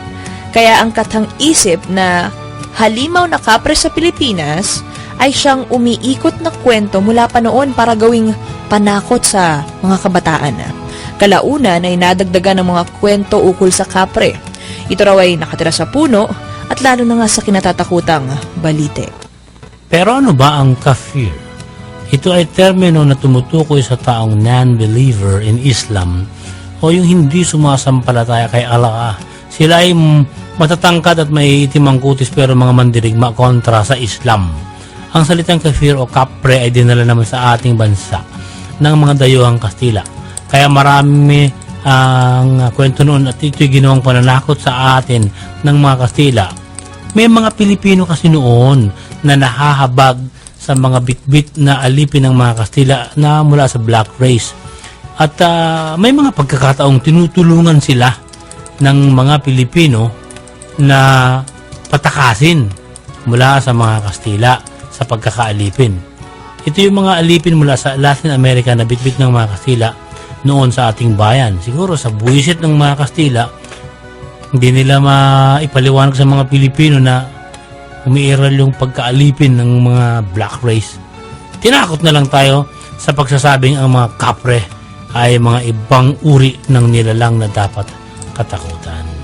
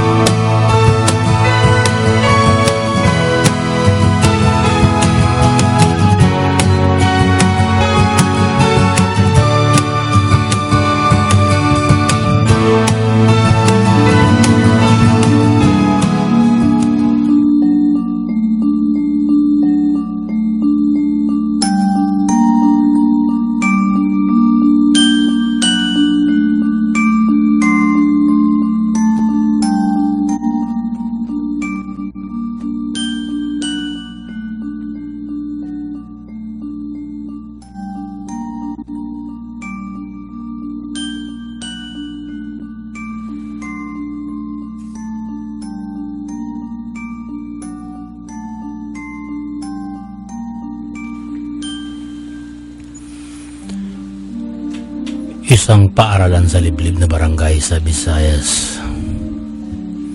Ang may isang upuan na hindi pinapayagan ng kanilang prinsipal na magamit ng sinumang mag-aaral. Hindi lamang dahil ang sinumang magtangkang maupo roon ay biglang inaatake ng matinding sakit ng ulo. Sakit ng ulo na nararanasan lamang ng isang taong may kanser sa dugo. Isa itong nakasisindak na fenomena na hindi naman sila nagtataka. Ngunit marami pa rin mga mag-aaral na nagtatangkang gamitin ang upuan kahit na ito'y pinagbabawal. Kaya nagpasya ang kanilang prinsipal na itago na lamang ang misteryosong upuan sa isang bodega ng paaralan upang hindi na magambala ng sinuman ang upuan na inilaan sa isang espesyal na mag-aaral.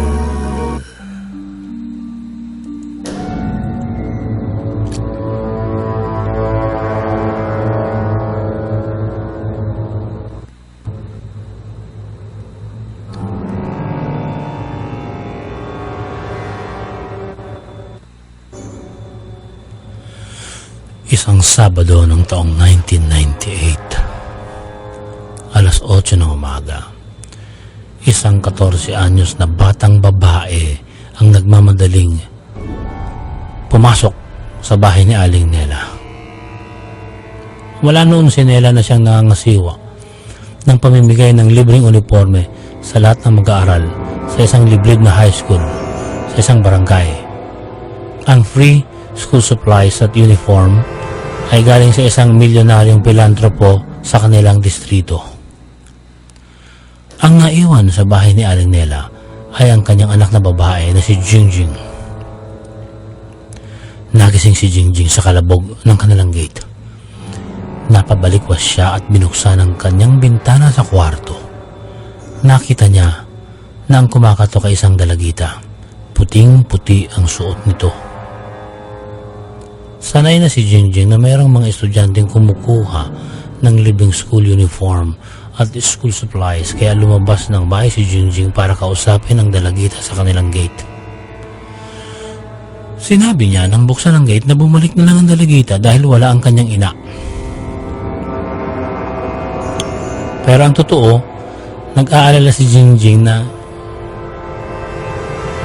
iisa na lang ang naiiwang uniforme at nakuha na ng lahat ng mga estudyante sa paaralan nila ang kani-kanilang supplies. Baka magkamali siya ng pagbibigyan. Hindi tiyak ni Jingjing kung ang uniforme ay para talaga sa bisitang yun dahil wala naman sa kanya ang listahan ng ina. Noong sabihin niyang bumalik na lang ang dalagita, sumagot ito, "Parang awa niyo na po. Galing pa ako sa barangay Baklayan." Hinawakan ng bisita ang kamay ni Jingjing. Gumapang ang kilabot kay Jingjing dahil sobrang lamig ng kamay nito. Sa pagitan ng alinlangan at takot, napilitan si Jingjing na papasukin sa kanilang gate ang bisita. Sinabi niyang maghintay sa labas ng bahay at kukunin lang niya ang school supplies at ang naiwang nag-iisa na lang na uniforme.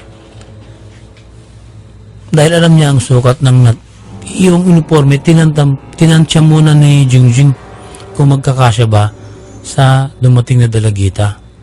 Tinignan niya mula ulo hanggang paa ang bisita at halatang napahiya ito kasi gusot-gusot ang buhok at namumutla ang buong katawan. May hawak itong good morning towel. Itinakip ng bisita ang good morning towel sa kanyang ulo at nagmukhang parang belo. Saka ito yumuko.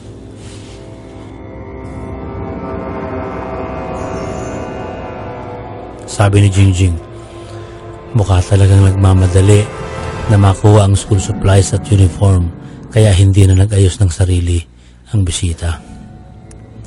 Pumasok si Jingjing sa kanilang bahay at iniwang nakatayo sa kanilang bakuran ang bisita na nakalimutan niyang itanong kung ano ang pangalan. Kinuha niya ang uniforme at ilang school supplies at kumuha siya ng certificate of acceptance para patunayan sa kanyang ina na si Aling Nela na mayroong nag-claim ng umagang iyon. Papipirme niya sana ang dumating na bisita, pero paglabas niya ng bahay, wala na ang babaeng nakabelo ng good morning towel. Pumunta siya sa kalsada sa pagpapakasakaling umalis ito at gusto niyang habulin, ngunit wala. Hindi niya na alam kung nasaan. Bandang 2:00 ng araw ding yon, may isang dalagang dumating sa bahay ni na Jingjing at kasama nito ang high school principal sa kanilang paaralan.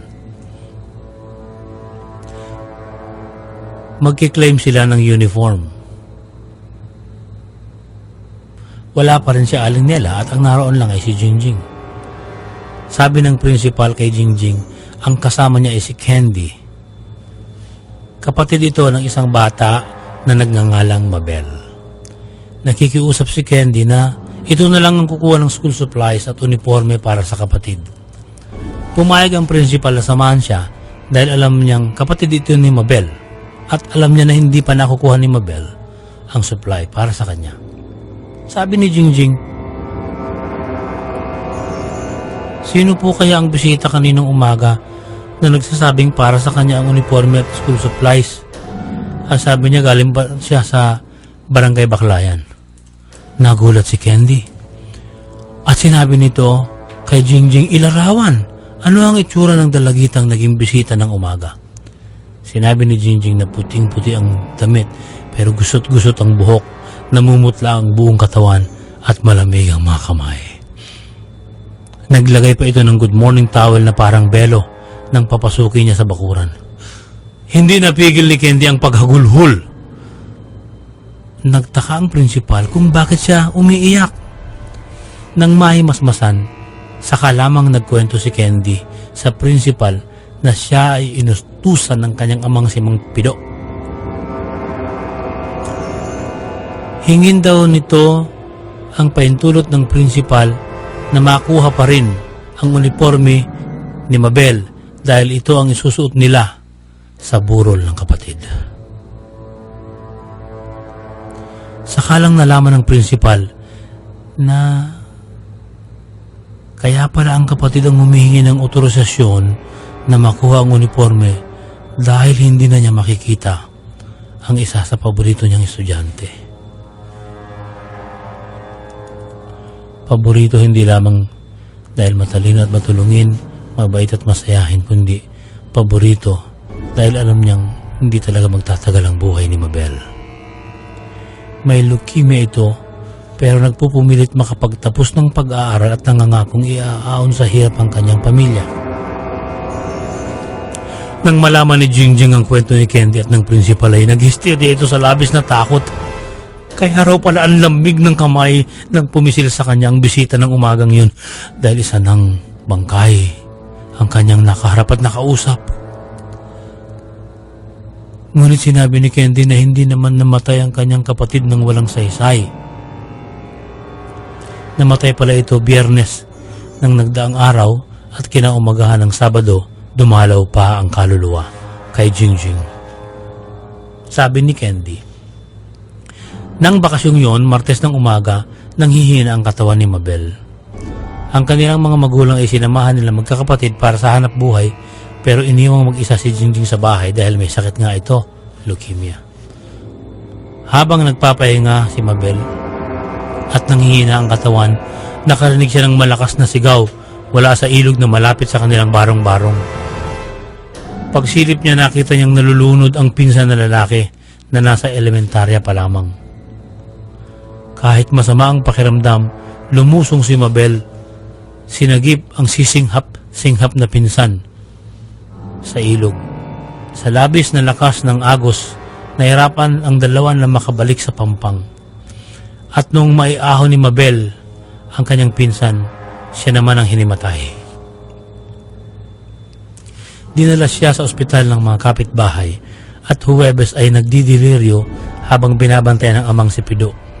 Ang bukang bibig nito, kailangan niyang makapunta sa bahay ni Aling Nela para makuha ang libreng school supplies at uniforme. Sinasabi pa sa ama na hindi siya mamamatay at siya makapagtatapos ng pag-aaral para maiahon sila sa kahirapan. Sa pagitan ng paghikbi at pagtago ng kanyang luha, nangangako naman si Mang Pido na sila na lang ang kukuha ng uniforme. Magpagaling daw muna si Mabel. Hanggang sa napagod ang bata sa kapipilit na umuwi na sila at nakatulog ito. Pagsapit ng araw ng Biyernes, ang kwento ng mga nurse. Sa pagitan ng paghihina at labis na sakit ng ulo, bumabalik si Mabel. Sinasabunutan ang sarili para maibsan ang sakit ng ulo. Pero ang sinisigaw, pauwiin niyo na po ako at kailangan ko pong makuha ang libreng school supplies at uniforme. Malapit na po ang pasukan. Kinagabihan, Biyernes, hindi niya nakayanan ang lahat dahil bukod sa may leukemia, lumala ang lagnat na nakuha dahil sa pagsagip sa pinsan niyang muntik ng malunod. Namatay si Mabel noong Biyernes ng gabi nang sinasabi pa rin na ikukunin ang libreng school supplies at uniforme. Kaya Sabado, alas 8 ng umaga, nagtungo pa rin si Mabel sa bahay ni Aling Nena at nakaharap si Jingjing at nahawakan siya ng isa ng kaluluwa pala. Natupad ang hangarin ni Mabel na makuha ang uniforme at pinalitan ng kanyang pamilya ang suot niyang puting-puting damit bago siya inilagak sa taol. Pagpunta ng mga kaklase, nasilayan nila, suot na ni Mabel ang school uniform at ipinabaon sa kanyang kabaong school supplies. Hindi pa rin agad natanggap ng kanilang principal ang pagkawala ni Mabel. Kaya nang magpasukan na, ipinag-utos niya na walang mauupo sa isang silyang inilaan niya para sa estudyanteng ayaw sumuko sa pag-aaral. Ito ang upuan na kapag ginagamit ni naman ay nagpaparamdam. Ipapakita po namin sa inyo ang larawan ng tinuturing nating batang bayani na si Mabel sa aming Facebook page mamaya lamang.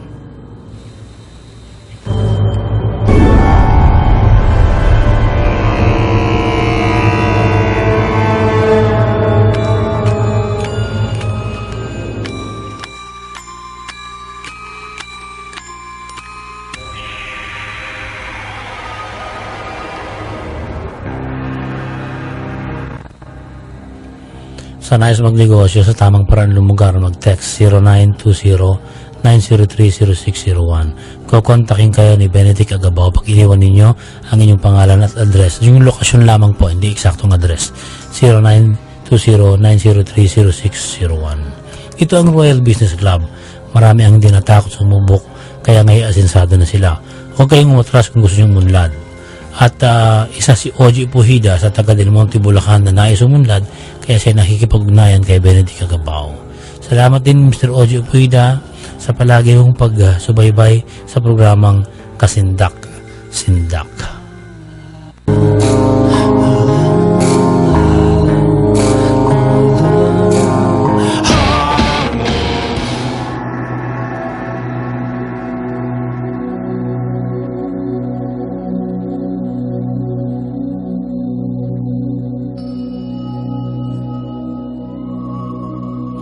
Ibibigay mo na Dea ang horoscope niyo sa linggong ito.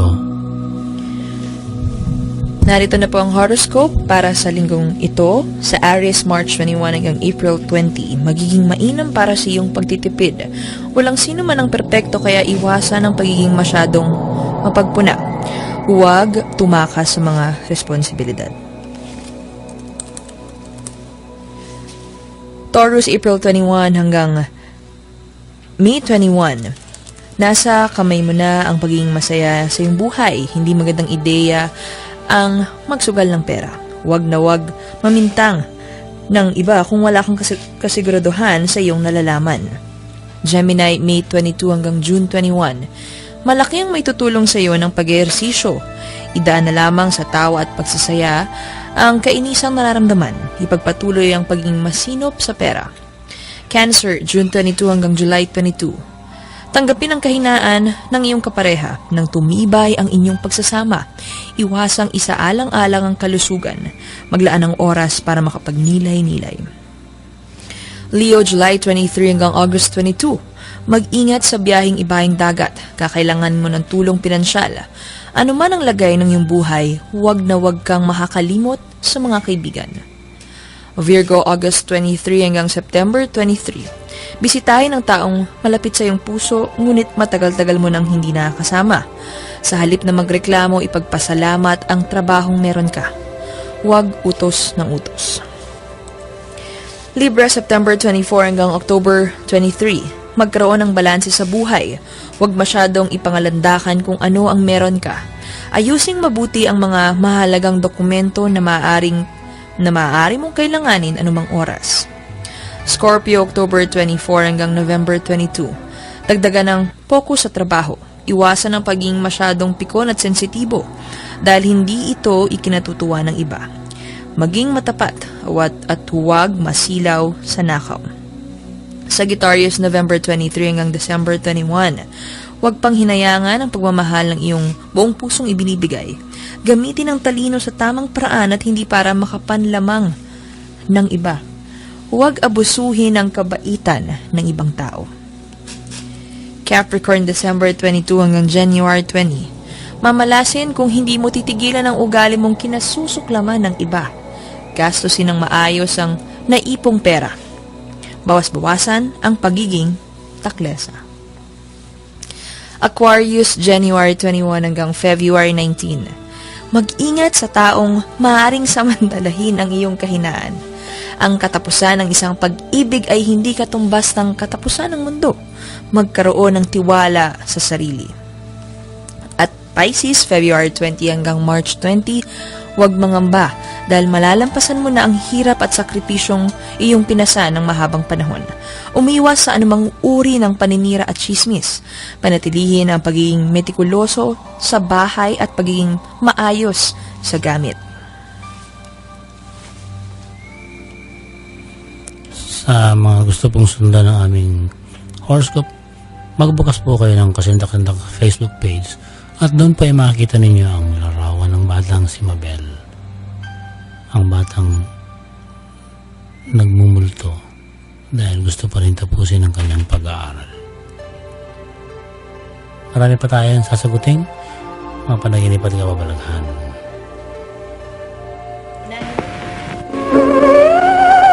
Unahin ko muna si Arlene Dunton. Sir Benji, Ma'am Dea, lagi po akong nakikinig sa programa nyo na naginip ako na may dumaan na UFO sa gilid ng bahay namin. Yung bahay po namin ay nakatayo sa tubig at ito po ay sa parteng Bulacan. Nagtaka po ako nung gumawa siya ng daan sa tubig at meron po akong nakitang mga alien papalabas. Kasama ko po ang aking nanay sa panaginip. Sana ay mabasa ninyo. Maraming salamat at more power. Okay, Arlene, yung panaginip mo ay may kinalaman sa iyong pag-aalala na mawala sa piling ang iyong ina sa waking life. Sabi ni Athena, Sir Benji, yung kapre na topic ngayon, may i-share lang po ako. Meron kasi ako naramdaman na naglalakad sa bubong namin. May buntis po kasi sa amin. Yung time na naglalakad yung creature na di ko alam, may mga 2:30 po. Siguro madaling araw ito. Hinayaan ko lang siya. Tapos bandang 2:45, tinawag ko, kuya ko. Sinagawa niya yung naglalakad, nawala na. Tapos nung bandang 3 a.m., may nakita akong mukha sa butas, malapit sa bubong, kulay brown po yung mukha. Pula yung mata, nalilisik at kulot. Sumigaw ako, tapos sinabuhay ng asin ni kuya na wala naman. Teka, sandali i-assume ko na ikaw ay gising ng ganitong panahon. At alisin muna natin ang posibilidad ng hypnagogia.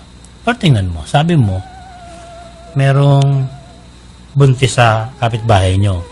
Iyan ang nagbibigay ng orientasyon na pag may buntis sa kapitbahay, may mga tik-tik aswang, o tikbalang, o kung anumang mga maligno na nagpupunta. Yan ang ikinintal sa isip natin. Kaya ganun lagi ang naisip natin. Kung meron kang naramdamang lumalakad sa bubong ninyo, hindi mo man lang sinubukang kumuha ng flashlight at ginising ang mga kapitbahay mo at tinignan kung sino yon. No? Tapos nawala at maya-maya nakita mo merong matang nakasilip, nanilisik at kulay pula. Parang hindi ko man sana gustong sabihin pero sasabihin ko. Noong pong bata pa ako, nakatira ako sa isang bahay dito sa Manila. Sa madaling araw po ay meron kaming kapitbahay na lumalakad sa bubong. Nanilisik ang mata at namumula. Di naman po siya adik. Pero epekto po yung pamumula ng mata niya ng isang uri ng sakit. Siya po parang manyakis na sa madaling araw naglalakad sa bubong. Tapos pag may nagigising na babae, pinapakita niya ang kanyang kabuuan, hubot-hubad. At mahilig talaga siyang mamboso, naninilip. Siguro kung ganito yung pangyayari na merong nararamdaman tayo sa ating bubong sa madaling araw, i-assume kagad natin na merong masamang tao, baka magnanakaw. I-alarm kagad ang mga kinauukulan para makita kung ano yun. Kasi inunahan tayo ng takot, sinamahan pa ng orientasyon na merong buntis na kapitbahay, nagbuo na sa isip na merong maligno sa labas. Sabi naman ni Resty Pedraza, Sir, ma'am, ano po ang kulugan ng panaginip ko na hinhila po ako ng kapre? Hinhila po yung aking paa. Tapos tawa po siya ng tawa. Okay, since ito yung paranormal word natin for tonight. Resty, yung panaginip po, nagre-representa ito sa yung unknown o yung subconscious na may kinalaman sa kadiliman, pwede rin sa misteryo, galit, o pwede rin rejection. Negative ibig sabihin. Negative emotions. Black kasi, diba? Oo. Gusto ng iyong subconscious na kilalanin mo pang mabuti yung sarili para lalo mo pang maintindihan yung hiwaga ng buhay dito sa mundo.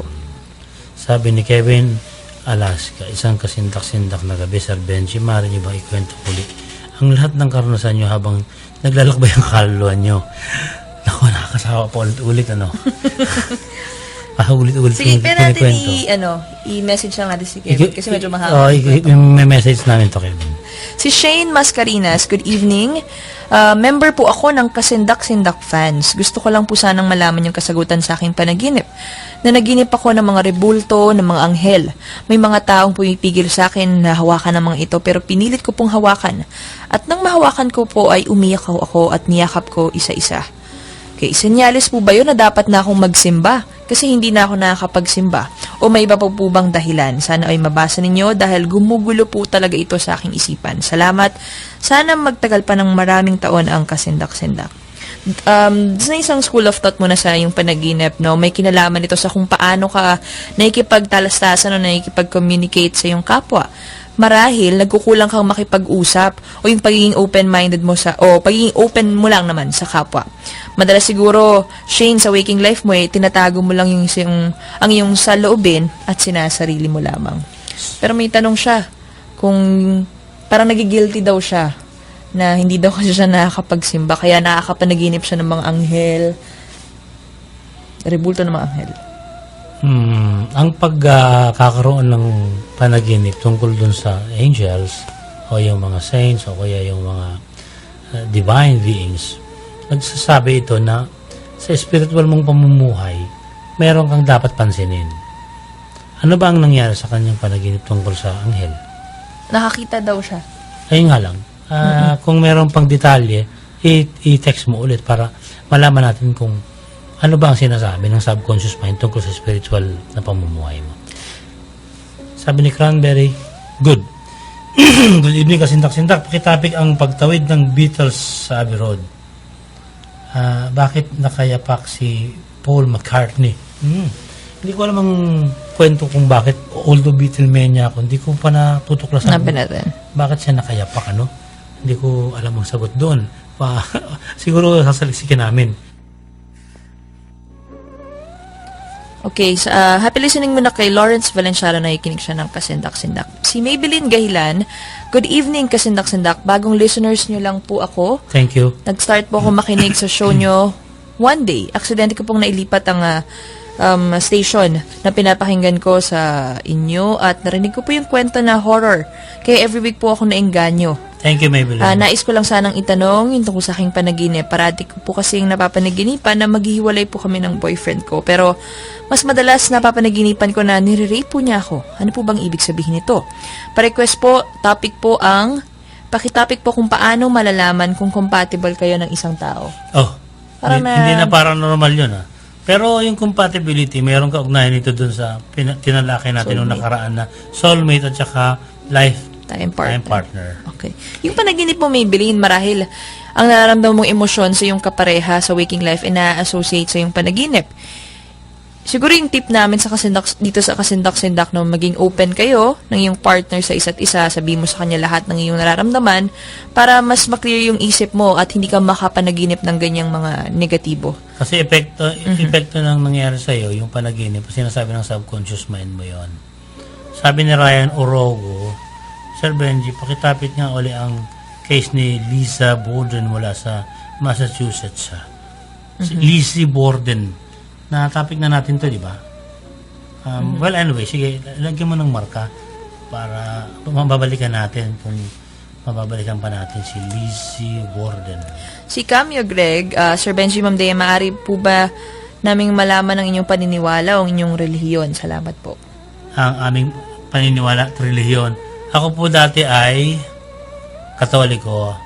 Nung namatay ako, hinahanap ko ang kahulugan ng buhay. Sinubukan ko pong umattend ng United Methodist Church pero hindi po ako naging satisfied. Trinay ko pong pumunta ng Iglesia ni Cristo pero mas marami ako naging tanong. Nag-try akong makipagkaibigan sa Seventh Day Adventist pero hindi ko gusto yung mga bawal sa kanila. Tapos ako ay umattend ng Born Again Christian, umalis tapos bumalik ako sa Born Again Christian at kiniklaim ko sa aking mga papers na Born Again Christian ako. Pero hindi ko inalis yung possibility na gusto kong maging Muslim. Hindi naman dahil sa gusto ko lang. Kailangan kasi malaman ko rin kung ano yung mga aral nila. Kaya hindi ko maaaring tuwirang i-claim na ako ay isang saradong Kristiyano lamang. Si Aleb Pangunaling, hi Idol Sir Bench, lagi po ako nakikinig ng programa niyo tuwing linggo. Pwede niyo po bang batiin ang kapatid ko na si Ken Ken? Hindi na po siya nakakita, kaya lagi na lang po siya nakikinig sa programa ng Radyo 5. More power po sa kasindak-sindak. Hello Ken Ken, maraming listening, salamat. Ken Ken. Thank you Sana po. marami ka natutunan. Mas tumutok ka sa mga science sa paranormal kaysa dun sa mga kwentong katatakutan para mas marami kang matutunan sa buhay. Salamat Si Ken Ken. Renz Marcus Madriaga, kasindak-sindak, paki-follow up naman po noong Povol Sea famine sa Russia. Pakisagot na rin po itong panaginip ko na may ahas daw po sa kalan namin. Marami sila. Yung isa pilit po kong hinihila, kagat yung damit ko. Pakibati na rin po ang mga taga Kanlubang, Calamba, Laguna. Since 2012, listener niyo na po ako. Sana ay mabasa ninyo at Ingat. ingat po. Okay, more power, God bless to your radio show. Salamat. Okay. Yung panaginip ni Renz, yung ahas kasi may kinalaman sa pagkakaroon mo ng mga malilikhayang ideya, no? Kinakailangan mo, Renz, ng mas marami pang enerhiya upang matupad mo yung inaasam sa waking life. Sabi ni Remar Elioso, Sir Benji at Ma'am Dea, good evening. Tatanong ko lang, pag nanaginip ako at biglang parang nagkakaroon ako ng paralysis, aware na po yung katawan ko na igagalaw yung mga daliri ko sa paa para po ako magising. Pakipaliwanag naman, salamat. Maganda yung attitude mo, no? Yung sinisimulan mo igalaw yung daliri ng dahan-dahan. Ang sabi ni Adam, ang sleep paralysis na uwi sa bangungot pag hindi alam ng tao ang gagawin. Anong dapat gawin sa sleep paralysis? Huwag magpanik. Tama yon. Galawin mo muna yung pinakadulo ng daliri ng paa o kamay na nagkakaroon ng paralysis o hindi maigalaw. Bakit nagkakaroon ng paralysis? Sabi ni Adam, pag sobrang kain natin bago matulog, lalo na yung mga pagkaing sitsiriya o yung sobrang kanin, mabigat sa katawan, hindi ka agad nagkakaroon ng magandang comfort yung ating sistema. Kaya nagkakaroon tayo ng paralysis. At kaya lang nauwi ito sa bangungot pagka nagpapanik yung tao, sabi ni Adam. Nabatiin ko lang muna, sir, yung ilang listeners ng kasindak-sindak na nagme-message ngayon. No? Pasensya na dun sa hindi natin mababasa. Sobrang dami po nila. Sir Benji, pabati naman po kami nakikinig. Kaming lahat ng barkada. Barkada ko, mga tropang Dabi. No? Inaabangan po namin kayo gabi-gabi. Mga taga Dasmariñas, Cavite. More power po sa kasindak-sindak. Gabi-gabi, maaabangan nyo kami hindi dito sa Radyo 5, kundi doon sa aming kasindak-sindak Facebook page. Araw-araw. Sa Dreamscope. Araw-araw, Dreamscope. Happy listening kay Annalyn Colocchio, si Daryl Acuña, si Resty Noay. Salamat daw po sa pagsagot. At new listener mo daw to si Dennis Katigbak. Thank you, Dennis. Simon Vincent, pa-request po yung Blue Planet Project sa... Sana naman po... wag na daw basahin yung crush na napanaginipan niya. Nabasa natin Nabasa na kanina. namin. Pasensya naman. Hindi, okay lang yan. Para malaman din ang crush mo. Baka Hindi sakali naman niya magka- nabanggit yung pangalan. Saka hindi. Kung sakali man, magkakaroon din siya ng crush sa'yo. Pag hinahangaan mo ang isang tao, di hahanga din sa'yo. Maraming salamat nga pala sa pakikinig ng mga kaibigan natin, Lynn at Ed Policarpi ng Lotus Spa. Si Utol Rene at Utol Banji Pitalbo, namimiss na namin kayo. Si Levelita Tanghal, Ruth Calixton, Camille Ombrag, si Miss Ana Manansala, si Harold, Heidi at Jalen Bangit. Harold, namimiss ka na namin. Ang bandang Plitor at si Ferdy Gomez, nakikinig ngayon yan dito sa Mahogany, yung kanilang napakasarap na yung tapang bulalo. Ganda, no? Yan sa Mahogany. Sa kanilang pambansang adobo. Masarap yan, Paring Budyo at Maring Mer sa Mulawin, maraming salamat sa pakikinig. At happy listening din kay John Patrick kasama ang mga taga Hokage. Mga taga Royal Business Club. Thank you, John Patrick. At syempre si Benedict Agabaw, laging nakikinig sa atin yan, at si Oji Pohida. Thank you. Maraming salamat sa lahat ng patuloy na sumusubaybay sa programa namin ito. At ibinubuo namin ito ang isang sistema na lahat ng tanong nyo ay hindi namin mababaliwala. Kaya iisipin namin mabuti kung paano masasagot ito. Kahit na isang linggo lang ang programa natin, may ugnayan naman sa social media. At maraming salamat sa mga kasama natin, si Edson Santelices, Georgian Miliana, si Nia Bugarin at saka si Jessica David. Sa ngalan din ng kasama nating si Dea Ricacho, ako po si Benji Felipe nagsasabing patuloy tayo magdasal at pagpapalayan tayo ng Panginoon hanggang sa susunod na kasindak na linggong muli.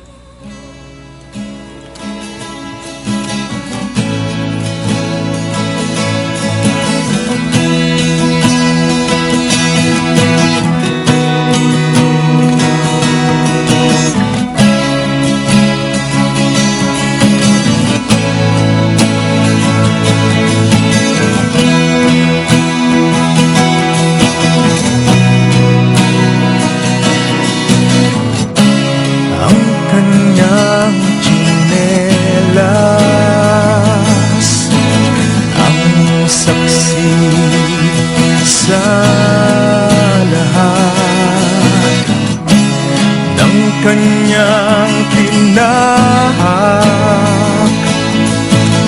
ang daang malubak sa rupok ng swelas. Siya'y nagpagkatatag at naging huwarang lingkod na matapat.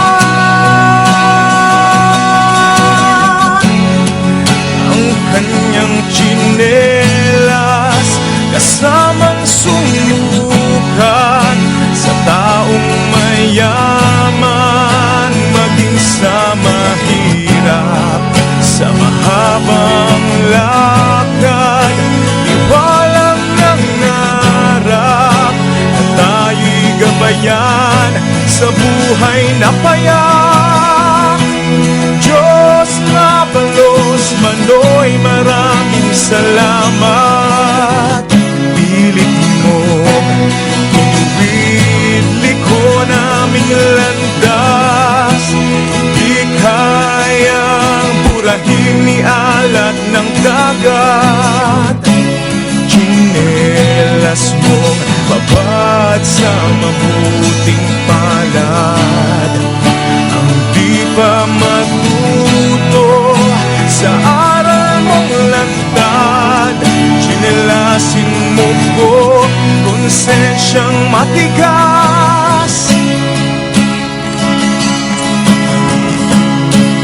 Ang kanyang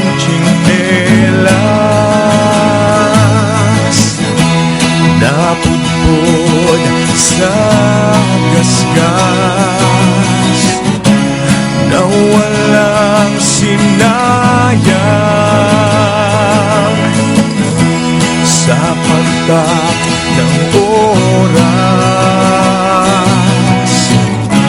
Akbang na kaibigan, sabay tang ng bukas. Hinayang umakyat at Diyos ang may basbas. Ang kanyang tsinelas tuluyang nabutas, tulad ng buhay niyang maagang nagwakas. Kapwa-tao naway magising mamulat, dakila niyang yapak, sundan bawat apak.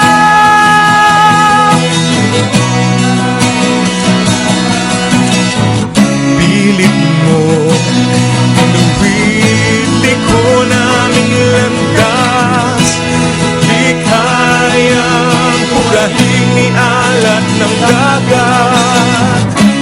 Tsinelas mo babad sa mabuting palad, di pa matuto sa aral mong lantad. Tsinelasin mo po konsensyang matigas.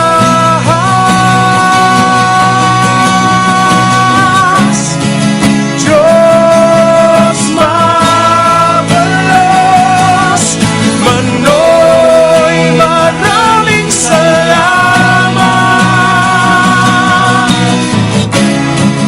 Diyos mabalos, Manoy sa iyong maurag.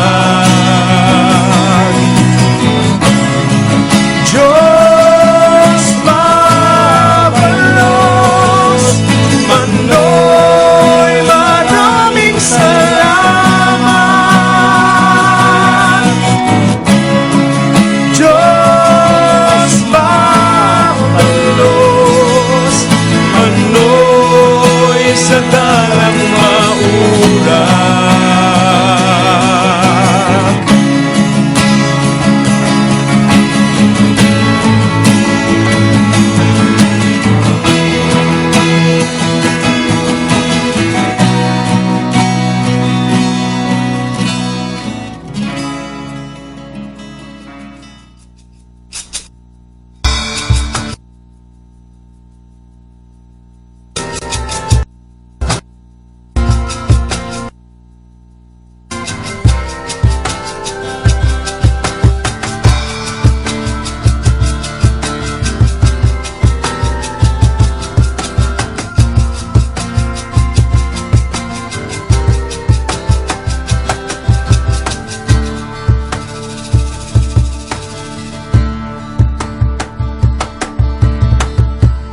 Bawat mga hiblang nilikha,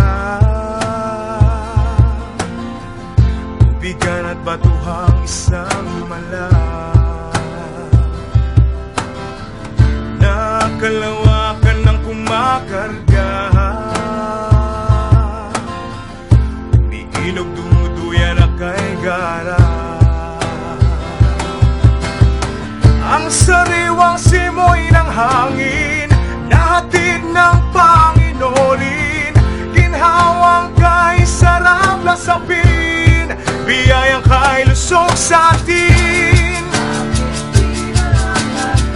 Nakikilang patay sa ganda, na ang bulong may halong panganib, sumisingasin ng ulan, nagangalit na ang bulkan, nagpupuyo sa buhawin. Lahat ng buhay masasuwi kung